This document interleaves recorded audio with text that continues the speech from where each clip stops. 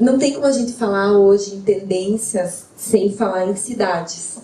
Porque justamente nas cidades que as tendências nascem, crescem e se disseminam. Então, a gente que trabalha com pesquisa de tendências, a gente costuma falar que as cidades são os novos países. Então, hoje a gente não fala que as tendências vêm da França, a gente fala que as tendências vêm de Paris. Né? A gente fala, a Alemanha é um lugar que tem muitos trendsetters. Não, né? Berlim é um lugar que tem muitos trendsetters. Os Estados Unidos também, a gente fala o quê? De São Francisco, Nova York, Los Angeles, cada cidade com as suas características. E no Brasil, obviamente, também a gente sabe que é um país múltiplo, né? Um país bastante complexo, mas os principais centros trendsetters do Brasil são São Paulo e o Rio de Janeiro, cada um com as suas idiosincrasias, cada um com as suas características que são bastante diferentes se a gente comparar. E assim, então nesses ambientes urbanos é onde as macro tendências elas nascem, porque são lugares onde tem muitos trendsetters, muitas pessoas criativas, muitas pessoas envolvidas, enfim, com design, com arquitetura, com moda, com inovação. O que são macro tendências, né? O que a gente entende disso? Macro tendências ou tendências de fundo ou tendências socioculturais são fenômenos sociais amplos, duradouros, complexos, que influenciam e modificam muitas vezes a maneira como as pessoas vivem, se alimentam, se locomovem, consomem. Então existem diversas macro tendências rolando, né, nesse exato momento no mundo. Elas são deflagradas normalmente por acontecimentos financeiros, né, econômicos, demográficos, culturais. E entre as principais macro tendências de hoje, a gente pode falar do envelhecimento populacional, né, que está acontecendo no mundo inteiro, é uma macro tendência que já está influenciando a maneira como as pessoas vivem. Então, só na África, né, que a gente não vê essa tendência. A maioria dos países africanos ainda não passou pelo bônus demográfico, né, que é quando a maioria da população está em idade economicamente ativa, mas o resto do mundo está todo envelhecendo. A sustentabilidade, que também está em voga há alguns anos, mas que vem se transformando à medida que os anos vão passando. Então falavam muito de árvores um tempo atrás, hoje fala-se muito de água. Tem pessoas que falam, alguns relatórios que eu já li, Blue is the New Green. Globalização também é uma macro tendência. A transformação digital é uma macro tendência. Hoje as pessoas se relacionam através do Tinder, conhecem seus parceiros aí através de aplicativos, se locomovem, as bicicletas, é tudo através do aplicativo. E a própria hiperurbanização em si é uma macro tendência extremamente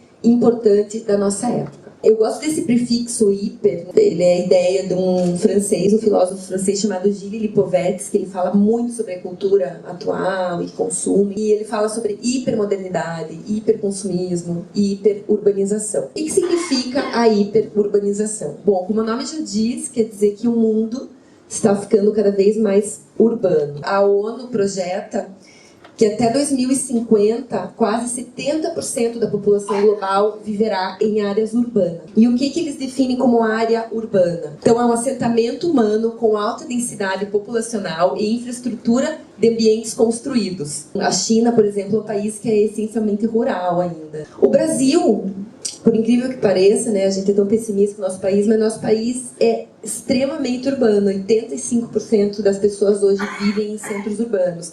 América do Norte, 82%. O Brasil é um país gigante, né, a gente sabe, tem muitas áreas que são desabitadas, porque a maioria das pessoas vivem em cidade. Isso deflagra muitas coisas, essa hiperurbanização, porque as pessoas estão vindo morar nas cidades. O que acontece? As cidades começam a inflar, o metro quadrado começa a ficar mais caro, os imóveis começam a ficar menor, as pessoas começam a morar cada vez mais sozinhas, né? Existem vários nomezinhos que surgem por conta dessa urbanização massiva que a gente vive hoje no mundo. Nomenclaturas, tanto em termos comportamentais quanto de consumo. A primeira delas são os chamados singles, que são as pessoas que moram sozinhas. Não são necessariamente solteiras, né, mas são pessoas que moram sozinhas. Hoje, 52% dos americanos moram sozinhos. Em 1950, para vocês terem uma ideia, eram 22%. Um em cada 4 americanos com mais de 50 anos nunca se casou. Hoje, o ser single já é algo normal. É uma escolha que foi normalizada. E ela é até empoderadora, segundo um relatório da JWT, The Single Age. Então, esse movimento dos singles é tão importante, tão bacana, tão rico, que existem relatórios de tendências que já estão se dedicando a estudar esse fenômeno. E aí surgem produtos e serviços para esse público. Então, por exemplo, produtos fracionados. É aquele pão fatiado que vem no pacotinho menor, né? É meio pão fatiado. São latas de refrigerante menores, o pote de requeijão menor, a saladinha menor, a fruta cortadinha ali pequena, que são justamente produtos que focam nas pessoas que moram sozinhas. A própria BR Foods assume que hoje um dos principais nichos deles, com Sadia, Perdigão, com marcas congeladas, são justamente os singles. Então a gente já vê lavadora Brastemp de 1 kg, mini aspirador de pó, mini micro-ondas, a tendência dos apartamentos pequenos, né?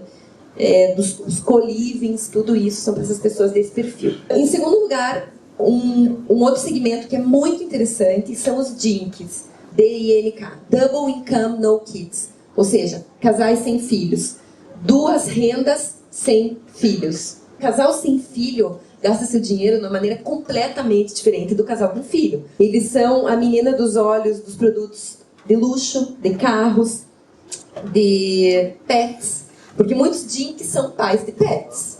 O Brasil é o segundo mercado global de pet. Curitiba é a capital do Brasil onde mais tem pets nas casas. Mais da metade das casas tem pets. O censo do IBGE nos disse, o último censo, que a cada 100 lares do Brasil, 44 tem animais e 36 tem crianças menores de 12 anos.